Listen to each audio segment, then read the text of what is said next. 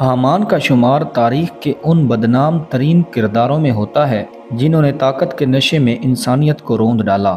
قرآن مجید میں حامان کو فرعون کا ایک قریبی مشیر اور وزیر بتایا گیا ہے، جو نہ صرف ظلم و ستم میں اس کا ساتھ دیتا تھا بلکہ اللہ کے رسول حضرت موسیٰ علیہ السلام کے خلاف سازشوں میں بھی پیش رہتا تھا۔ قرآن پاک میں حامان کا تذکرہ کئی مقامات پر آیا ہے، خصوصاً سورۃ القصص، سورۃ العنکبوت اور سورۃ الغافر میں اللہ تعالیٰ فرماتا ہے، اور ہم نے فرعون، حامان اور ان کے لشکروں کو ہلاک کر دیا اور وہ خطا کار تھے۔ اس سے اندازہ ہوتا ہے کہ حامان نہ صرف فرعون کا وزیر تھا بلکہ وہ اس ظلم کے نظام کا اہم ستون بھی تھا جس نے بنی اسرائیل کو غلام بنایا ہوا تھا۔ حامان فرعون کا سب سے زیادہ با اعتماد وزیر اور مشیر تھا۔ اس نے فرعون کے خدائی دعوے میں بڑھاوا دیا اور حضرت موسیٰ علیہ السلام کو جادوگر اور فتنہ گر قرار دینے میں اہم کردار ادا کیا۔ جب حضرت موسیٰ علیہ السلام نے اللہ کی وحدانیت کی دعوت دی اور معجزات دکھائے تو حامان نے فرعون کو مشورہ دیا کہ اسے قتل کر دینا چاہیے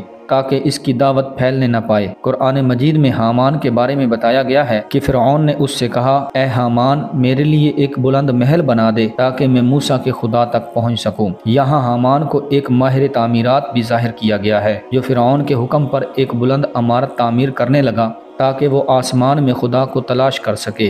گویا وہ موسیٰ علیہ السلام کے دعوے کو جھٹلاتے ہوئے اس کا مذاق اڑا رہا تھا۔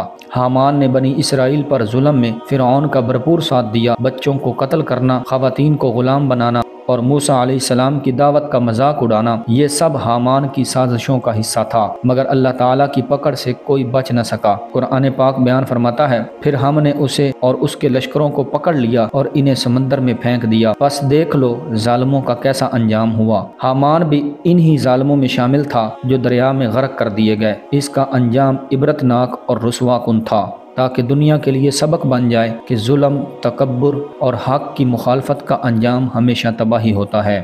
دوستو، حامان کا کردار ہمیں یہ سکھاتا ہے کہ جو لوگ طاقتوروں کا اندھا ساتھ دیتے ہیں اور حق کے خلاف سازشوں میں شریک ہوتے ہیں، ان کا انجام بھی اتنا ہی دردناک ہوتا ہے جتنا ان ظالم بادشاہوں کا۔ حامان نے دنیا میں جاہ و جلال حاصل کیا لیکن اس نے اپنے انجام کو خود دعوت دی۔ تاریخ میں اس کا نام ہمیشہ ایک سازشی، ظالم اور متکبر مشیر کے طور پر یاد رکھا جائے گا۔